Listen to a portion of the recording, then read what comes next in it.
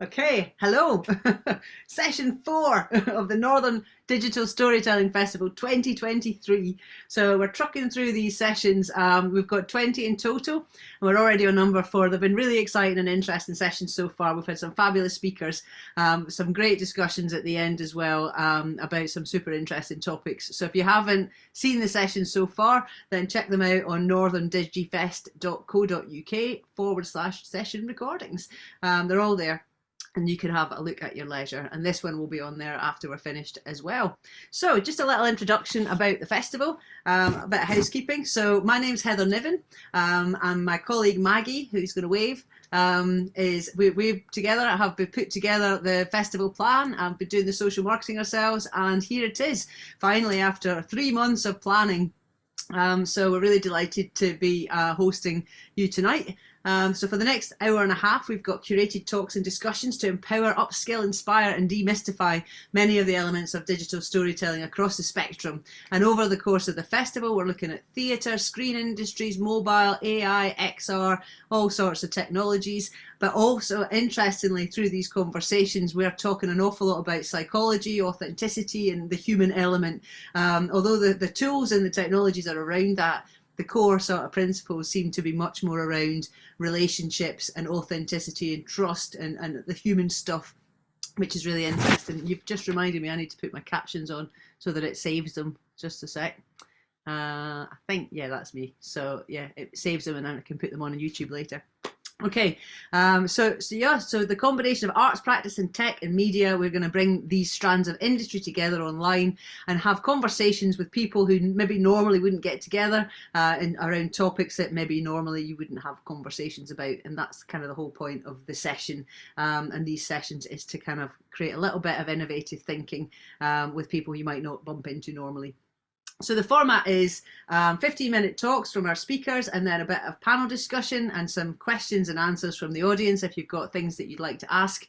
Unfortunately, we were expecting Melody Ash from XR Stories tonight as well, but she's very poorly, unfortunately, and is unable to make it this evening. So we've sent lots of healing vibes to Melody, but it does mean that our session might be a little bit shorter tonight than 7:30. We might close a little bit earlier, unless you guys have got zillions of questions you want to ask. But you don't have to try too hard, Robbie. just a few questions is fine. Okay, so just before we start, I'd write a big thank you to the Screen Industry. Put my teeth in. The Screen Industries Growth Network, SIGN, for sponsoring the event tonight and for the festival. Without you guys, we wouldn't be able to run this. So thank you very much for your support. And we hope that we have a relaxing and supportive environment. Imagine you're having a cup of tea and a bun with your mates in your living room. That's kind of the vibe we're looking for this evening. So let's get started. So we're going to start with Chris.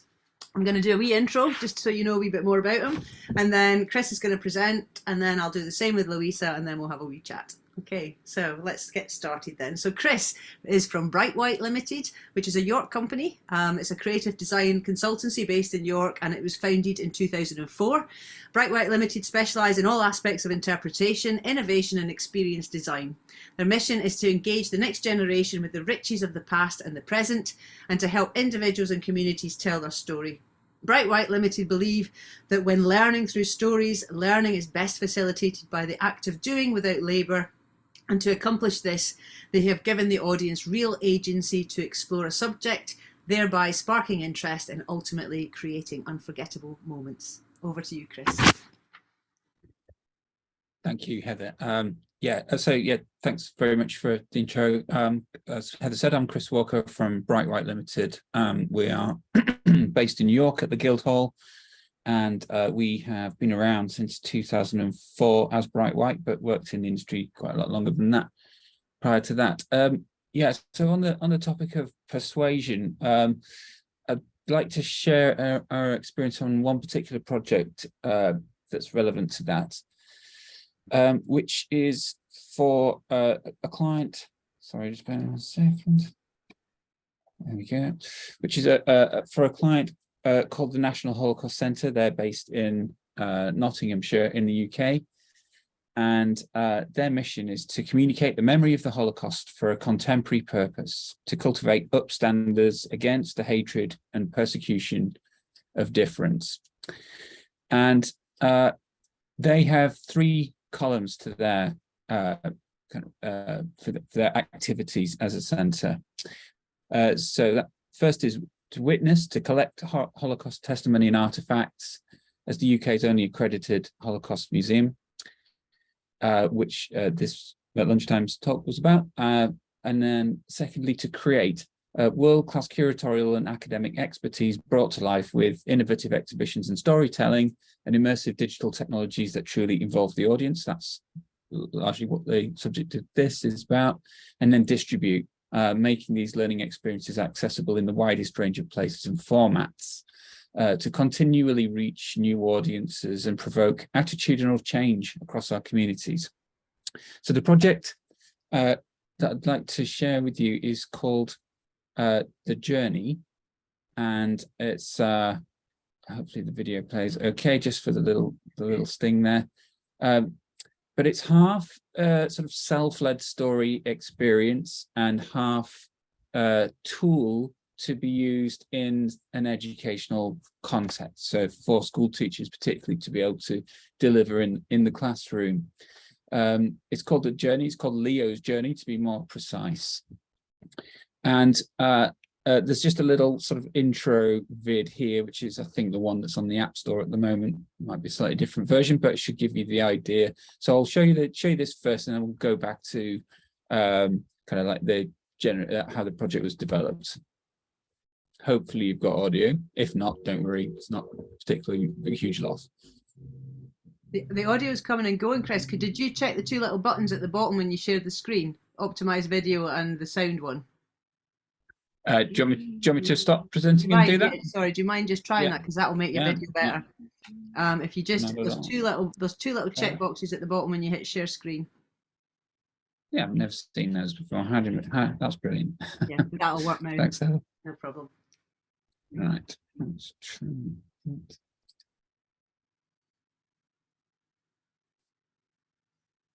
Okay. So it should be this next slide.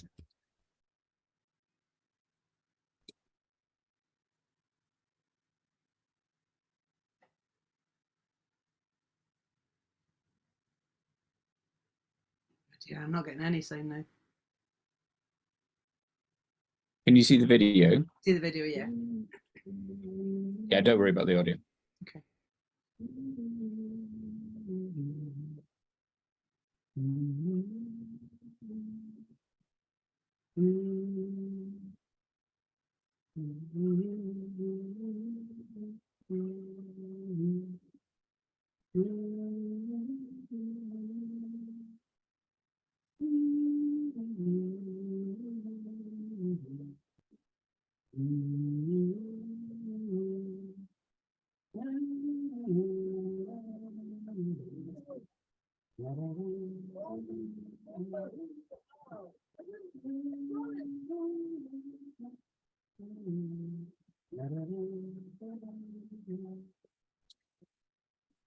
Okay, so it's a story about a boy, and it's based on real life events. Leo is a composite character, and the persuasion behind the story is to persuade participants, users, viewers, whatever you want to call them, particularly in the sort of like primary and secondary school ages, to think really carefully about the kind of language they use about people who could be considered, in inverted commas, other or different if we're not careful. It was quite topical at the moment. So the character that Leo is largely based around one person, but his story is actually quite a common story. There was sort of a need, I think, in narrative terms, to be able to composite slightly different stories together to make it work. But that composite character approach, but based on historical experience, it is quite common in interpretation. So what happens to Leo in the story is you join him and he's living a perfectly recognizable, normal childhood life. And as time passes over the time frame of the story, things start to change. The restrictions start to come into place. He's not allowed to play in the same areas as others. He's not allowed to go to the same school as others. And eventually his parents become more and more persecuted to the point where they have to decide what to do. Do they keep him with them, or do they take the opportunity to send him on what was called the kinder transport, which is a passage to safe harbor? In many cases, that was the UK, but America as well took part in the kinder transport. And the sort of concept around the kind of experience or the storytelling in here was a really interesting and in-depth discussion with the client. So this was funded by the National Holocaust Centre, by AJR, the Association for Jewish Refugees, but also DCLG, the government department at the time.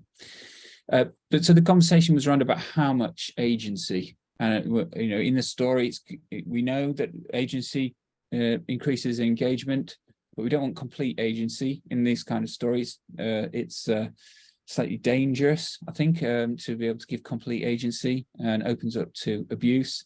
So we looked at lots of different sort of a spectrum of agency across different media, and we had kind of interesting conversations with the client team about how much agency to give. And what we settled on was a kind of half a theatrical production that took the form of cutscenes, so you're watching the action in that sense, but that in between, in the sort of metaphor of theatre, in between scenes, you, the audience, were invited to go up on stage and explore the set and rummage around and open drawers and see what's in cupboards and go and look out the window and see what you could see from there. So for that moment, you sort of switch from an observer to a first person point of view. So Leo's life is completely normal. It's completely recognizable. That's the point. So we had to design his street. It's a very common German street. It has all the faithfully researched buildings on it, greengrocers, and the public park and a synagogue. We had to design individual buildings, the contents of each of the buildings. How was that divided up? What kind of rooms were in there? And then, of course, each room split down into different items within it. So it was a really huge task to be able to design that world. And Leo's family run a tailor's shop. So yeah, this is an example of the tailor shop. Again, all based on historical research, with researchers from the National Holocaust Centre and in Germany as well, assisting with this. And I thought it might be quite interesting to have a look at the some of the earlier artwork as well from that, because we needed to create this world. So we've got this splits it down really quite nicely. So the 3D explorable environments, these are the areas that you can go and wander around. And then these narrative-driven cutscenes, that was a very, very early illustration on the right. And in fact, I think it was more of an influence. You'll see how the style developed. Yeah, just to say that the partners with that working as subcontractors were D3T and Studio Liddell. So a lot of what you'll see here is actually the artwork created under our auspices, but by those two companies. So, some beautiful, really wonderful sort of mood board work, and looking at style, trying to create a style which was appealing to the audience. We know the age of the audience, one that was sort of stood out, but at the same time, sort of married up with the kind of production values of other products in the digital universes that our audience inhabit at the moment. The cast was developed as 3D characters, and here's Leo in his different outfits, depending on what time of year it was or what's happening to him. His mother, his father, his baby sister Hannah, his friend Margot, friend Fritz, friend Peter, Franz, who's Fritz's older brother, member of the Hitler Youth, Mrs. Kohler, who has an unfortunate interaction with Leo in the street, Leo's teacher, Mr. Becker, some of the members of the Hitler Youth, and all sorts of small details and some beautiful mood boards that were created to look and feel of the spaces, as well as the street scenes. So,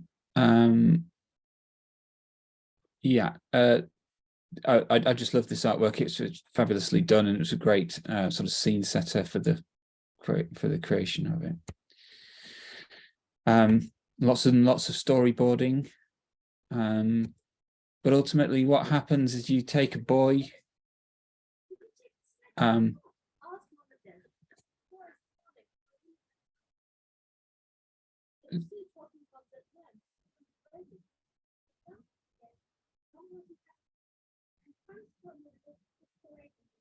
So you get an idea there of the cuts of the animatics that were created for timings, but the idea being that Leo is a completely recognizable character to begin with, and then through the sort of different chapters of events that happen to him, which does span over a number of years, there are these purposeful break points in the story, which for you as a self-led person engaging with that of an evening on an iPad, you know, they're sort of thoughtful moments, but they're particularly useful in the classroom when they, along with this sort of digital experience, when a teacher's support pack, resource pack, and it was full of sort of, you know, suggested questions to pose to the class at given points in the story, using lots of educational techniques like things like conflict of choice, which is a really interesting way of empathizing,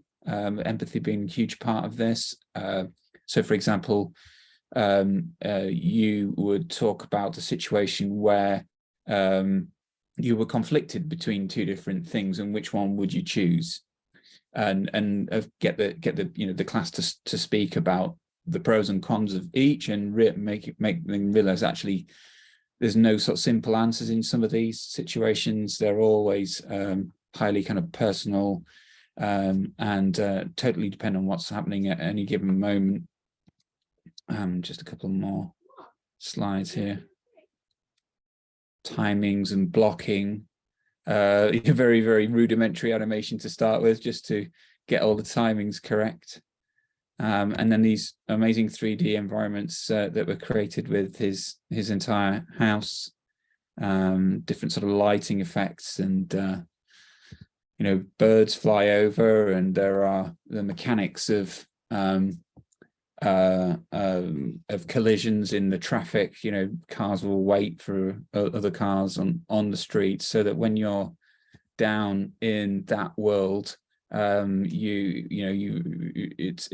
functioning, and it's, you know, the suspension of disbelief is real, and you know, it gets over the everyday nature. Yes, it's a different place, it's Germany, but actually all those things which you hold important to you, like your family, your friends, you know, some of the belongings that you have, are all there and recognizable, whilst at the same time as being historically accurate. And then you have this kind of diary that you work through, which functions as a kind of menu and a way of navigating the experience, but also as a kind of collector. There are sort of different things that you can collect along the way. Each of them has a sort of story behind them. So a lot of these items will link to objects in the National Holocaust Museum's collection, but playing on some of the sort of game mechanics of, you know, completer, finisher, and collector, and just helping out with the understanding, comprehension, cognition of what's actually happened to Leo. Yeah. So yeah, this is just a couple of the stills from the style in the end. The whole thing is animated, obviously, but I don't want to present just a load of animation, really. So beautiful, really beautiful colors, and yeah, the style was really well accepted by the target audience group. lovely kind of a soft focus or depth of field effect, which helped people to focus on the right things. And the school scene, which I won't spoil it for you, but it's pretty harrowing, based on a real life account of drawing out Jewish children to the front, making an example of them. And there are some moments of jeopardy in it when on Kristallnacht the family shop gets destroyed, and some pretty heavy conversations. And then I'll have to spoil this, unfortunately, but I mean, clues in the title, the journey. Leo does eventually take his chances and moves to the UK, and this story is on the iPad version, is started and finished with about a 60-second monologue from real life survivors who were involved in the production of it and the reference material, who say something along the lines of this is a real story, it can happen to me, something very, very similar happened to me, please pay attention to what's happening. And it worked really, really well in testing, I'm not sure exactly how many people have been exposed to it now, but it's a lot. It's a huge number, and I think there are good penetration into the primary schools, whereas the secondary school children will then go on to learn about the camps. So that's kind of I just thought I'd share that project with you. It's the first time we've given a presentation on this project, hope that was of interest to you. Thank you very much, Chris. That was really interesting. And you can really get a sense, I'm sure the kids get a real sense of empathy when they're in those situations that they're familiar with, in terms of the school situation, the class situation, and they've probably felt that sense of isolation with their, kids can be cruel, when you're little. They've often, they might well have felt that sense of being ostracized, or, so I bet you that was a really powerful experience for them, actually. So thank you for sharing that. That's great. Thank you. Okay, I shall introduce Louisa next, and then we'll have a chat. So Louisa is from Northern Fortress Films. She's a Bradford-based filmmaker who's worked as an assistant director for the past 5 years, in addition to running her production company, Northern Fortress Films. She's won numerous awards, such as the Virgin Money Foundation Young Changemaker Fellowship, for her work on creating social change through film and for promoting social mobility through careers in the screen industries. Her first film, Ruth and Sophia, was selected for the BAFTA qualifying Leeds International Film Festival, has won Best Short at Cardiff International Film Festival, and recently Louisa gave a TEDx talk on her route into the film industry and why diversity and representation is so important. You didn't put in your intro that you'd also been off, swanning off to Sydney as well, and Japan is part on the back of that as well. So I'll let you explain that bit at the end. But in her talk today, Louisa is going to talk about considering the power of films to create social change through the promotion of empathy, and how to create conversations that will inspire action to shape the world we live in. Over to you, Louisa. Okay, let's get the screen sharing sorted. Did you say I need to do something to optimize it for any audio? When you hit your screen, there's two little check boxes at the bottom that optimize the video and the sound. Oh, I have to enter a password. Do you? Okay. Oh, that's odd. I've never seen that one before. Is that for Canva? No, it's for Zoom. Ooh, that's weird. Let me try something. Can everybody see my screen? Yeah. Maybe we should just ignore it. See what happens. Are you playing any video? I can't hear you now, Heather. Oh. Hello? Hello. There we go. Yeah, Zoom's just doing its own thing right now. It sounds like it's doing something bizarre, actually. Do you want to unshare and share again and see if that fixes it, or will we just wing it and see how we go? I think wing it, as long as you can see the screen. You can see the screen. Are you playing video, Louisa? Yeah, in a little while. Okay, so when we get to that, if there's an issue, we can always try and unshare and reshare, can't we? Sounds good. So thank you for my lovely intro, Heather. So as I mentioned, my name's Louisa, and I'll start by giving a bit of background around Northern Fortress. There may be a little bit of repetition, so I might skip ahead. So Northern Fortress Films is an award-winning inclusive production company focused on telling socially conscious Northern stories. We were founded in January 2021, and we're very proud to be based in Bradford, West Yorkshire. Heather very kindly helped me set up Northern Fortress as well. Heather was my mentor, so just throwing that out there. So our aim at Northern Fortress is to shine a spotlight on Northern talent, giving Northern voices the chance to tell their stories. So diversity and representation is at the core of all the films we make, and we aim to change the culture of the industry by keeping these values at the forefront of our filmmaking. So yeah, Heather's mentioned that my background is in assistant directing. I started producing, writing and directing around 2 years ago through Northern Fortress. And off the back of that, we've won lots of awards, both for the films and for social change as well. So what I'm going to do today is kind of walk you through my social change journey. And if you're looking to do something similar, what strategies you can kind of implement and apply when you're going forward. So how we strive to achieve social change at Northern Fortress. So there are 2 key areas. Firstly, through the socially conscious content that we create. So we're passionate about telling the stories and issues of real people and communities that often fall under the radar in mainstream media, inviting these narratives into the spotlight to create conversations to address these issues. Secondly, through putting equality and diversity at the forefront of the filmmaking. We do this through education, and we believe education is empowerment. We facilitate safe environments for people to learn the skills needed to succeed in their chosen department, and also provide workshops and talks around careers options in the film industry for people that are interested in working in it but don't really know where to start. So Ruth and Sophia was my debut film as a writer, director, and as a producer. And for this talk, I'm going to use it as a case study to demonstrate how we used it to create social change. So Ruth and Sophia is a story about friendships in unlikely places, challenging stereotypes, and the power of community. So Ruth is an isolated pensioner. She meets Sophia, a teenage Syrian refugee who is haunted by the life that she fled from back in Syria. It was filmed on location in Skipton, and the story is set in an allotment, showing the power of the earth and nature in creating a bond that transcends age, race, and nationality. So I've put a short trailer in here to give you a feel of the film before I talk about it. I'm hoping it'll play. So here goes.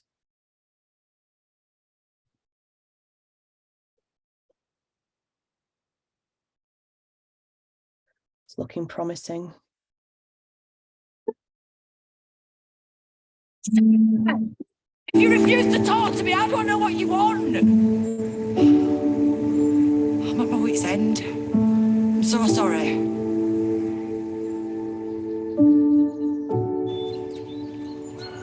What's your name?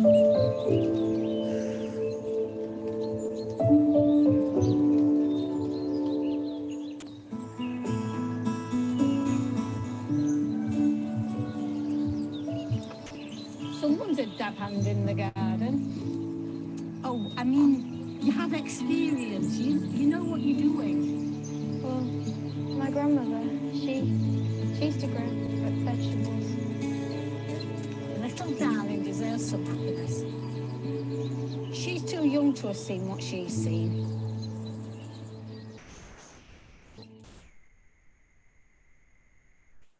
So there you go. That's just a little snippet of Ruth and Sophia there, our trailer. Before we get into it, I thought it'd be useful to define social change. So social change refers to the ways in which a society, rather than an individual, develops over time to replace beliefs, attitudes, and behaviour with new norms and expectations. So recent examples of this would be the Black Lives Matter movement, the Me Too movement, marriage equality in the LGBTQ plus community, female empowerment and female education movement, particularly with people like Malala that have been at the forefront of this. Now, one of the biggest factors impacting social change in recent history is globalization. It enables conversations about social issues to take place on a global scale. For example, global warming, desertification, healthcare, conflict, and displacement. All these subjects we're able to talk about to a global audience now. And it's really worth bearing in mind when you're thinking about social change and how far your messages can reach. If you're looking to make a film that you want to have and impact and cause social change, it'd be useful to start by outlining a theory of change. So the theory of change is essentially a comprehensive description and illustration of how and why a desired change is expected to happen in a particular context.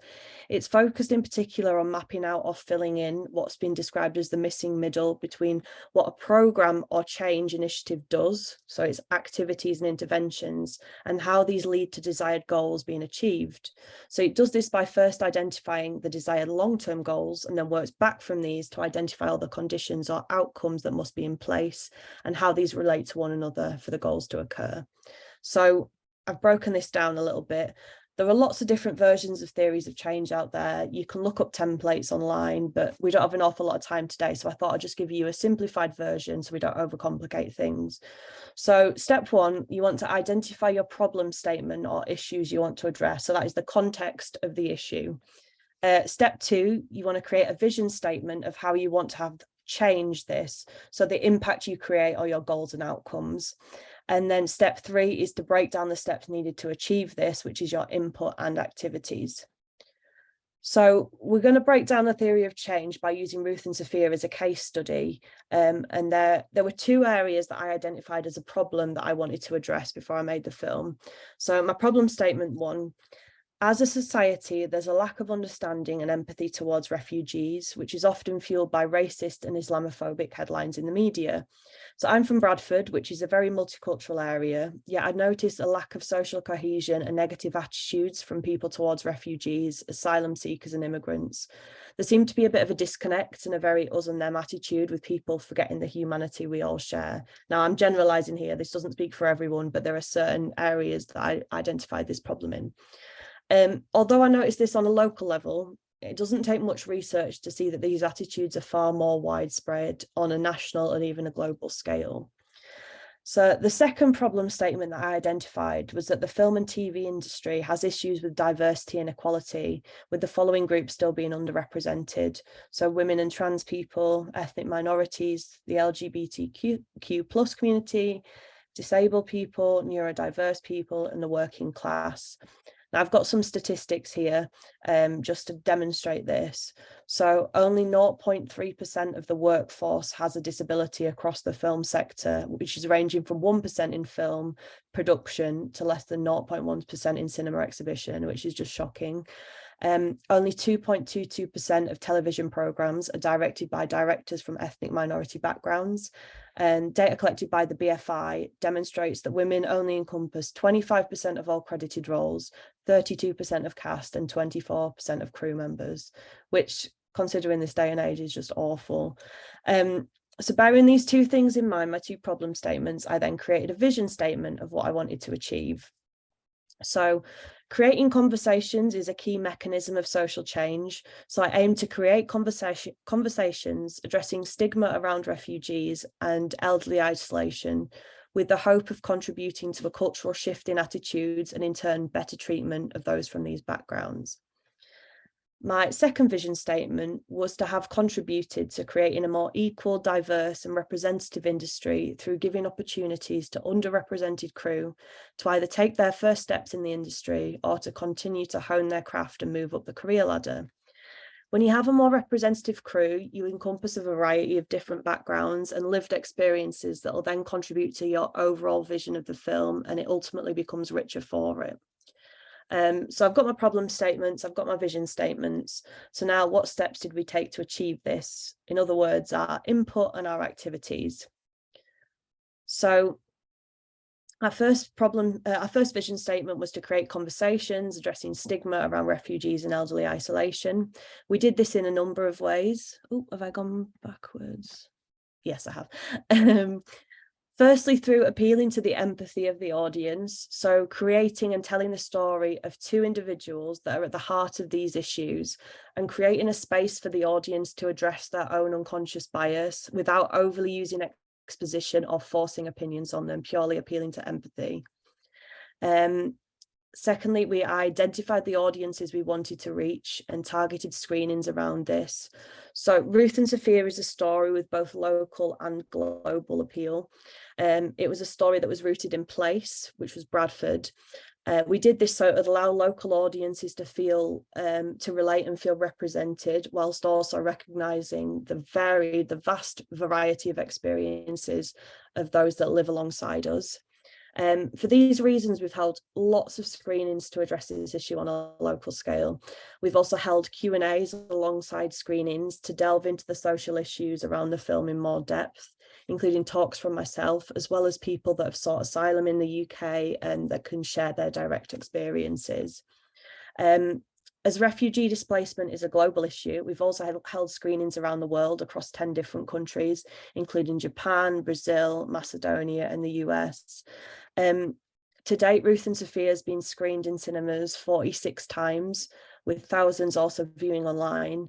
And we've measured the impact that we've created with statistics, but also with verbal feedback, which has been particularly poignant, particularly from refugees who've been very grateful to feel represented, but also to have the platform to talk more openly about their own experiences. This is just a quick picture of a screening we had in Keighley, which is my hometown. It was in a local church. We invited everyone from the community down from lots of different faiths. We had Ukrainian refugees, we had unaccompanied asylum seekers. We all came together, we shared food, we watched the film, and then we held discussions and gave people the platform to talk about their experiences of coming to the UK. And it was, honestly, it was such a beautiful experience, and it was a way of just seeing the work that myself and the team had put in actually making a change in front of us. So I just thought I'd throw that in there for you. So our second vision statement was to have created a film made by a diverse and representative team, both on and off screen. So in my experience, trainees aren't often given the space to be trainees. I've witnessed firsthand people being criticised for doing something wrong, when in fact they've not been properly supported or shown the correct way of doing things. So we made sure we created a safe, supported space for people to learn and hone their craft. We also achieved our second vision by giving opportunities to those from underrepresented backgrounds to get their first credit. So from our small crew, 4 people whose their first job in that department was on Ruth and Sophia have gone on to pursue a career in the film industry. We've also supported career progression through using our network and providing references to the crew that worked on the film. So that's just a brief overview with one case study of different areas of social change that we wanted to address and how we've broken down to achieve that. In summary, if you're looking to persuade an audience in an act of social change, break down a theory and implement strategies to address each area you want to succeed in, and it might make it a little less daunting. Act as if what you do makes a difference, because it does. I really like that quote. So I just thought I would throw it in there and end on that. Yeah, thank you. Thank you, Louisa. That was excellent. That was really good. Just a quick question on that. So you showed that in loads of different cities and places. Did you get the same response from each place, or were there cultural differences in terms of how folk responded to that?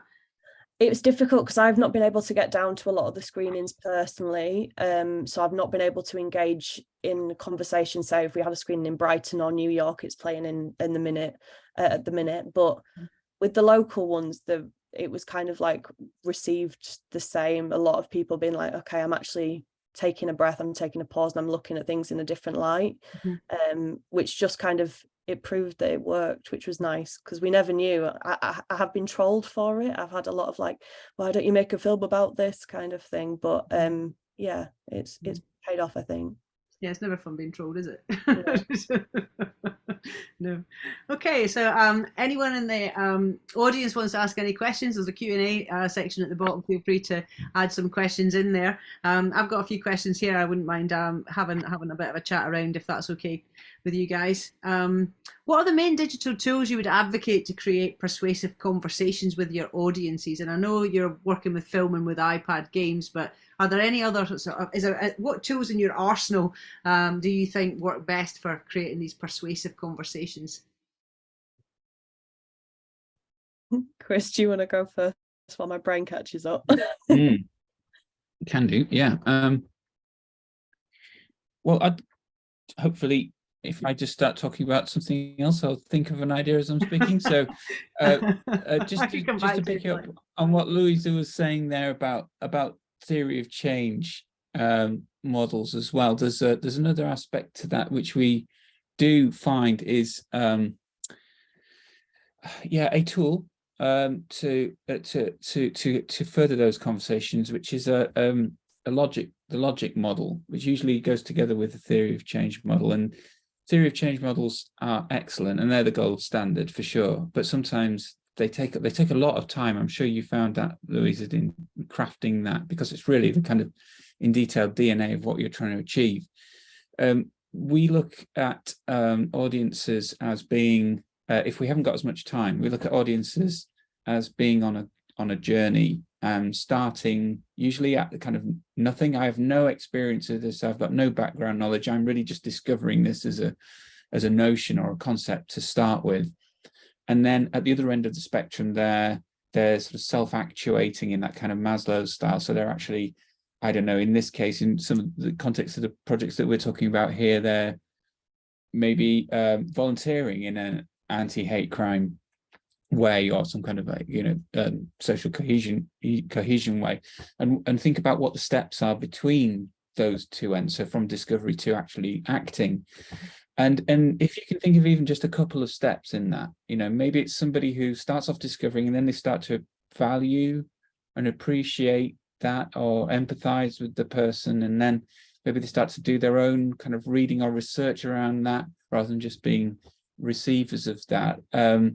Then breaking the audience's journey down in those ways can help you target them at certain points in it. So what in this story is going to help somebody who's at any one of those points along, really helps us to sort of focus in on making sure we're speaking to all audiences at the same time, regardless of where they are on that journey. Because that journey in some people might take a week. Some people who really connect with that topic could go through the whole thing in a week, and the next thing you know, they're volunteering for a local, multicultural volunteer organization. But for others, it might be years and years. And there's no harm in that as long as the direction of flow is in the right direction. So that simple kind of logic model underlying a lot of the communications that happen, it's a really useful tool to sort of just sit down and think, how is this speaking to people as they're moving along this line? That's not, maybe it's not a direct answer to your question, but hopefully it's something along those lines. And it's almost like, we talked earlier as well about this having to leave gaps in things so that people can come up with their own kind of interpretation. And then you talked earlier about what level of agency you have in a story, and Robbie's asked a question around that as well in terms of agency and what factors impact the amount of agency you should have when you tell a story, and what's the most important factor. So it all kind of seems like it's in that similar space. So I don't know how you feel about that in terms of what factors impact the amount of agency you should have when you tell a story, and what is the most important factor. Yeah, it's a good. So I've just seen the Q&A question. So thanks, Robbie, for that question. Well, in the case of Leo, I can speak about that one. Any agency that's provided in a story space is potentially open to abuse. So, for example, in the 3D explorable worlds, you don't encounter any other people. So it's just as if everyone's left the house for the day, for example.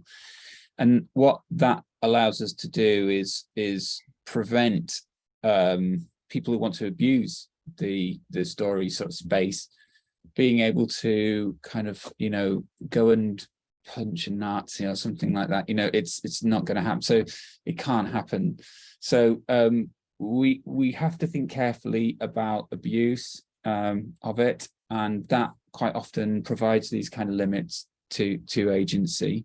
But I suppose there's a couple of different kinds of agency involved. There's the agency in the sense of a kind of first person world or explorable world, which definitely there are limits on. But that, I would say at least half, if not more than half, of the experience of Leo's story is the conversations that happen in the space in between things, where there's real agency, complete agency. So the kind of questions that come along with the educators pack are have complete agency. They're all based around, you know, what would you do in this situation? How would you feel in this situation? And the most important factor, I would think, is that you give space for those empathetic feelings to emerge. You're trying to build a kind of investment in the character, of familiarity, and recognizing yourself in that story in that kind of way. So yeah, making sure that the agency, the sense of agency is great enough for that to occur, but not so great that either you get distracted or leave it open to abuse. Great, that's really good.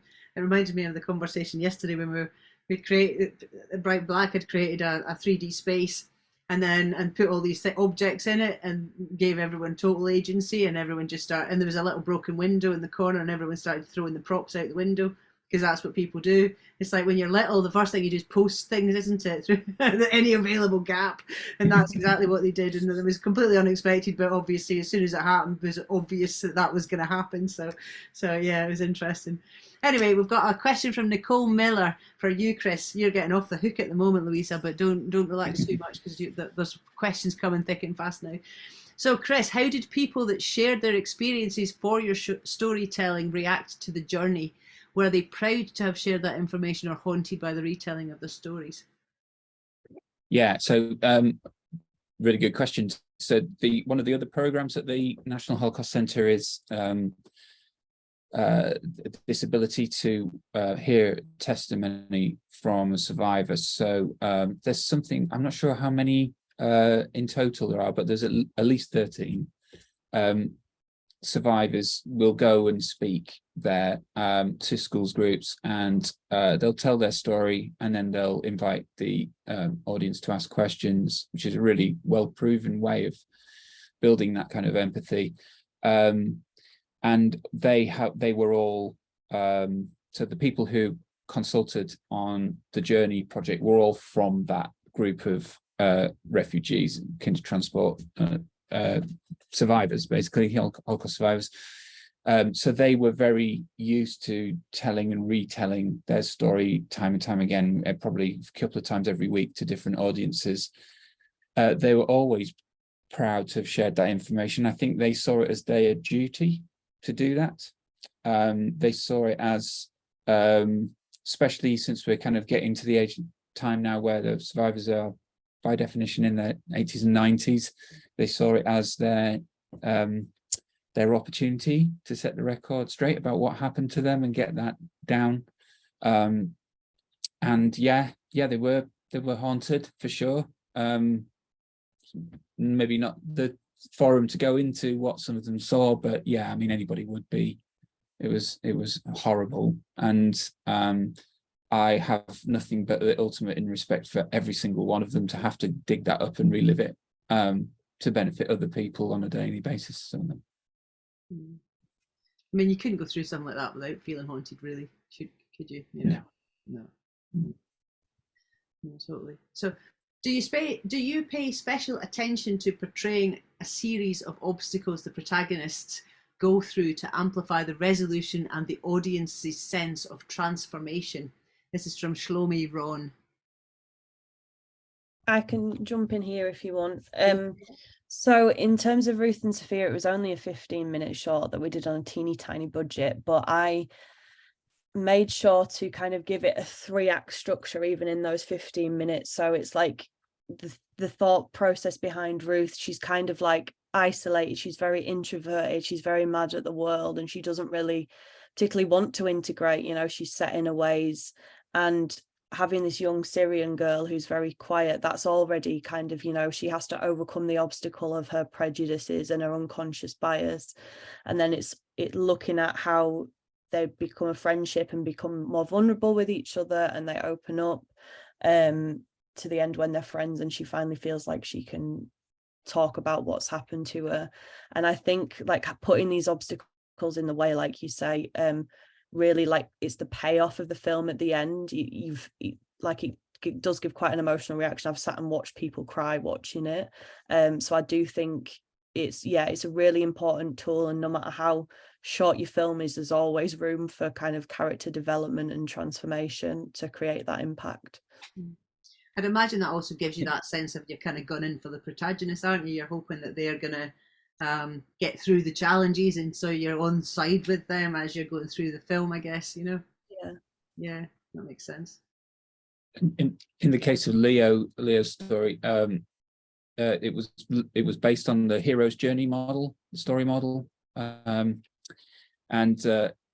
in those kind of trials section in the hero's story, from history, there's no shortage of obstacles to draw from.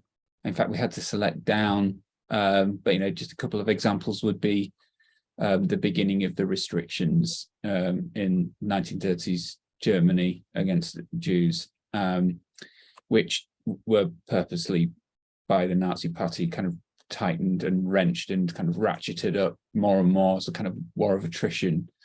So yeah, we just basically nothing had to be imagined. It was just basically plucking from a well-known series of obstacles that had been put in front of people, sadly.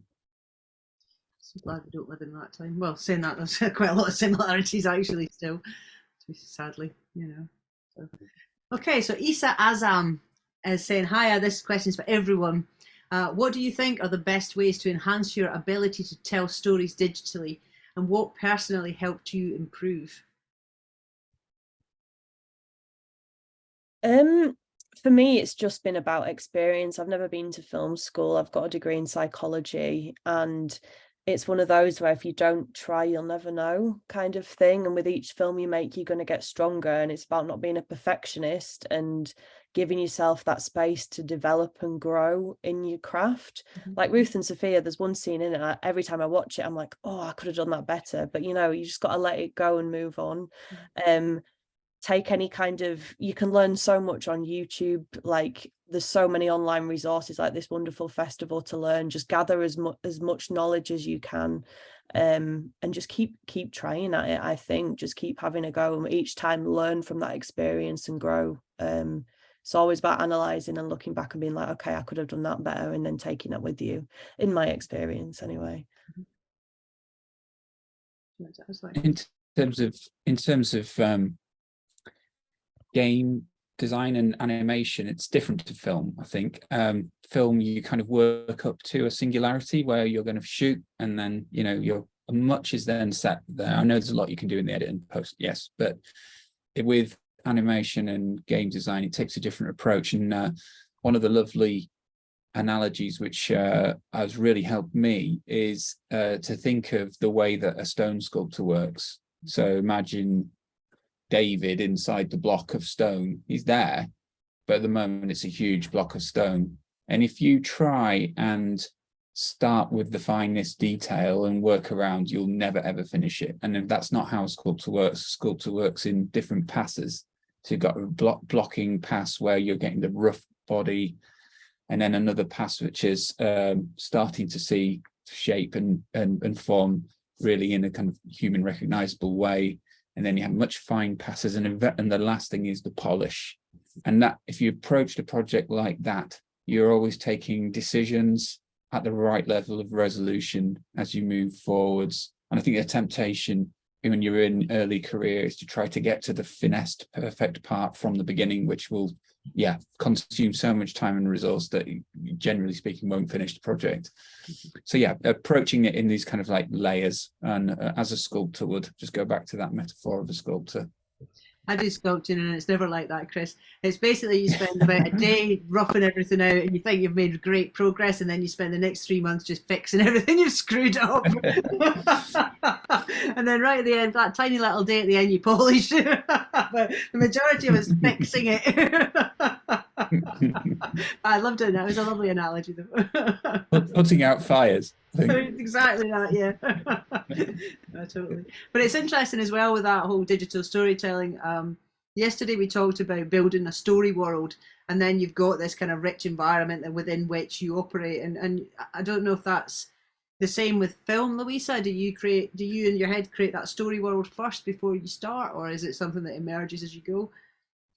I think when you're doing the script, it kind of emerges and you start to build it up. But a lot of my stories are set very locally, so I'm very lucky to be able to draw kind of from the environment around me, which does make it easier. Maybe that's my lazy way around it. But yeah, having a good story base and a story world really does help you out when you're deciding where to go next with your characters. I'm quite excited. I'm going to have to try this sometime. I talk to all you lot who do it all the time, but I've never tried it myself, so maybe I'll have to. Okay, Robbie's come through again. So, Louisa, this question's for you from Robbie. What challenges have you encountered when trying to tell someone's story? I think authenticity has been a challenge. So I really want to tell a story as authentically as possible. And with Ruth and Sophia, it was a really short deadline for the funding. So this actually ties into Nicole's question. I've just scanned a little bit here. I didn't have much time before we actually had to shoot to go in and work with Syrian refugees. So a lot of my research was done online through watching accounts, getting pieces of stories and analysing the journey through that. I do have elderly people that I know and that I work with in terms of that and understanding their isolation, but it's about authenticity and being I was very aware that I'm not a Syrian refugee, you know, I'm a white woman from Bradford, and it's something I've been very conscious of when I've been telling that story. But with future projects, for example, I've got a documentary coming out that is about a friend of mine. She's fantastic. She's a female Muslim activist, and she's half Syrian and half Ukrainian. And it was something that I really wanted to highlight in a story about, you know, the difference in treatment between two refugee groups over the years, you know, how much more welcomed Ukrainian refugees have been in comparison with Syria. But I just didn't feel like I was, you know, the right person to write a drama about that or something. And my friend Rakaya, we've made this documentary together, and it's authentic and it is from her perspective. And I think it's going to be all the more richer for that. So it's something I didn't get to do to the detail that I'd like on Ruth and Sophia just because of time constraints. But going forward, yeah, it's something I'm working really closely with. That and being trolled, because that's another challenge, because a lot of the issues that I highlight, some people don't like the fact we're drawing attention to it, and it's the people whose attitudes I'm trying to change. So that's another challenge I've got encountered.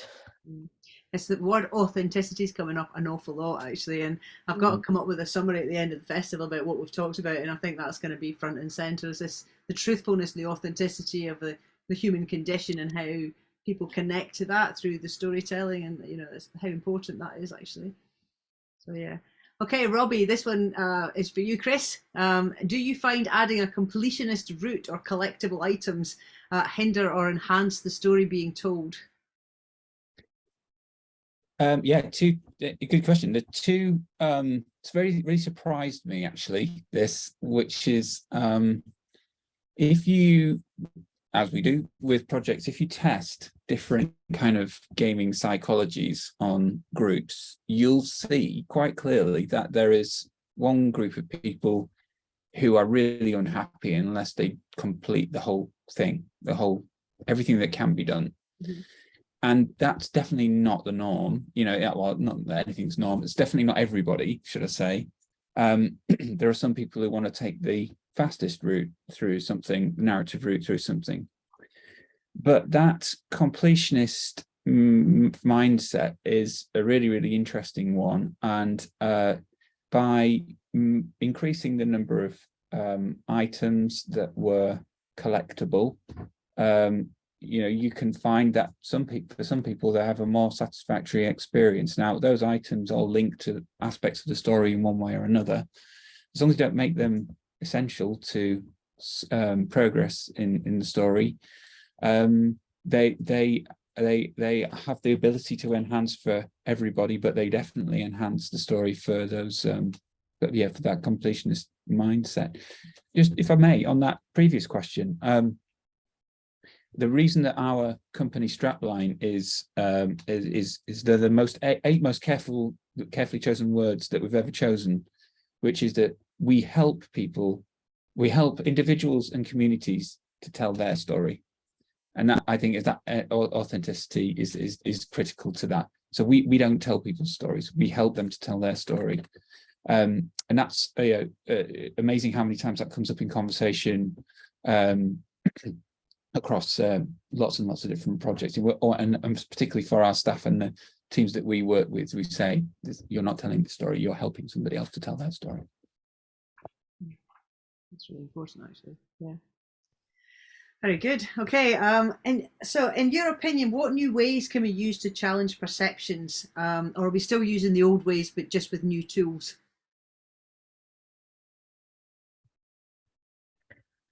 I don't know, because like I said, I'm a newer director. I'm still learning how to do the old ways well and successfully tell a story like with traditional kind of filmmaking. But I do think the use of social media and having like EPK around what you're doing to expand on the content of your film is really, really useful, especially if it's around social change. So yeah, that'd be my answer. I think. Mine would be that a Roman Catholic priest we once worked with on a project, as is the strange nature of our work, working with so many different communities, said something which has always stuck with us, which is that the truth remains the same. And let's not get into a discussion about what the truth is, but you know what I mean. But the truth remains the same, but it needs reinterpreting for new generations. And I think, certainly it's at least partially true that a lot of the changes in technology and a lot of the changes in tool sets really just mimic what's happening in socio-technical change in society. So we can have wider, more detailed, more polyvocal conversations across social media, but really that story's down at the bottom of it. It's the cautionary tale, it's the Aesop's fable, it's that just ability to speak volumes with a simple, powerful, memorable story. Story is the most powerful thing in the world, I think. Okay, one last question, and then I'll let you go back to your premiere, Louisa, and I'll let you get back to your tea, Chris. So if you've got, looking at the future, what's on the horizon for you in terms of digital storytelling that's persuasive? What's the kind of key exciting thing that you've got on the horizon that you want that involves persuasion, involves digital storytelling? Can you tell us a bit about that, or is it top secret? I can. So I weave social change into everything I do, and creating conversation. So I'm really passionate about keeping that side going. I've got a real life a drama based on a true story about a member of my family and nightclub violence, and it's around, I won't give too much away, but it's about toxic masculinity and men's mental health, as well as the documentary I mentioned before. So hopefully by the end of the year both those will be out for me. Amazing. You're gonna be busy. What about you, Chris? You're often quite secretive about your special new projects. Is it top secret? Yeah, there's some that I'm allowed to talk about and some not. But the theme, I think, that's sort of appearing quite strongly in the projects of the next, or themes, two themes really, and the next sort of 5 years for us are very much a climate emergency. And I think, our ability to tell stories around that is getting better and better all the time. Some really interesting things happening at a kind of academic level there. So working with organisations like Royal Zoological Society, Royal Botanic Gardens, and the other one is around archives. So the notion of archive as a community memory bank.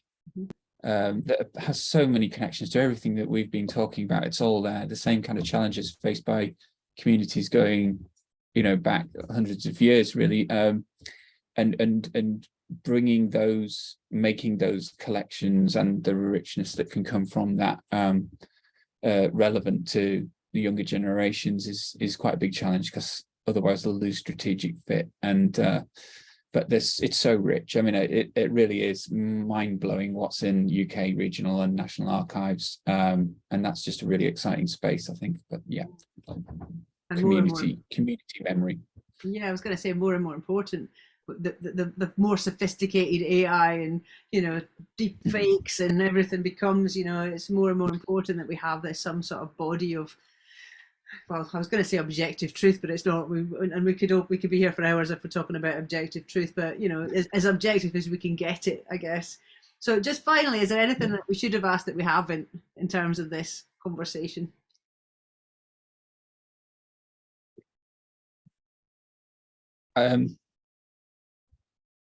Persuasion can be used for good or ill. And you just always have to bear that in mind. Purposeful or accidental. You know, what is the difference between persuasion and brainwashing? Yeah, just always check out who's made the media production that you're watching, why, who they've been funded by, see if you can work out what their motive is. I think we've all got a pretty good radar for it at the moment, but, you know. It's a really good point, actually, yeah. Very good point, yeah. Wow, another fantastic session. So we're going to close a wee bit early. It's a shame Melody couldn't make it because she was actually going to talk about Climate Challenge and how they're using XR tools. And one of our examples, because I had a sneaky look at our slide deck, was around Hull underwater. You know, climate change had happened, the sea levels had risen, and it was to create real empathy with people, you know, about, you know, this is a street that you've grown up on, you know, and it's now underwater and sort of. So it's a shame that we couldn't have that, but that's okay. But we've had some fantastic talks from you guys, and, you know, it is a really interesting space how people do use certain tools to persuade. I loved your concept, Louisa, around you know, coming up, you know, doing it so strategically and coming up with the vision and coming up with the, you know, in that and having that thought process, which would never have occurred to me because I kind of waft things. I don't tend to plan in such great detail, apart from festivals, so I have had to plan a little bit more detail around that. But, you know, I thought that was a really interesting thought process to go through it, and also the journey, you know, beautiful artwork, really, really stunning, and being able to create those moments for kids of empathy and connection is so important, especially around such amazing topics that are, you know, can never be forgotten, and have to be kind of plugged into the youth of today so that they are in a position where they can understand when things have been persuaded or persuasive because of an agenda or not. So, you know, really interesting stuff there, and really appreciate you taking the time to come up with the talks and to come tonight in your own time and to share those insights with us. So thank you very much, Louisa and Chris, again, for sharing that with us. Really appreciate it, and thank you to our participants for coming along and for asking really great questions again. Really appreciate you guys as well. So thank you for coming along to that. If you've missed it or you know of anyone that might find this useful, it will be recorded. It is being recorded, and we'll put it on our website, northerndigifest.co.uk. Go for session recordings at the top, and you'll be able to find everything there. And for you guys, if you want to share them ruthlessly or use any aspects of it, please feel free. You'd be more than welcome to. So thanks finally to our sponsors, Sign, Screen Industries Growth Network, because we couldn't do this without you. So appreciate your support, and we'll close it for the evening. And tomorrow, before you go, tomorrow's session at lunchtime is called Blurred Realities. And Chris will be back. Sorry, you were properly cracking the whip with you this week. I do really appreciate, and you've got so much to share. You've got so many interesting projects and insights. So I'm squeezing you like a sponge this week to get everything out of you and on recording. So I do really appreciate that. We've also got Jenna from the University of York, who is doing some really interesting stuff around deep fakes, and a gentleman called Damien Tomaselli, who's beaming in from the University of Johannesburg. Although it's a Northern Digital Storytelling Festival, he's coming in from the Southern Hemisphere, but hopefully he'll be sharing his insight for us Northerners to exploit in the future. So check that out if you can. That'll be on at 12 o'clock tomorrow, in same time, same place, same wallpaper, maybe different wallpaper. But thank you very much, guys. I'll call it a night now, and have a great evening. Thanks so much. See you later. Thank you. Take care. Cheers, guys. Bye. Thank you. Bye. Bye-bye. Bye. Thank you, Nicole.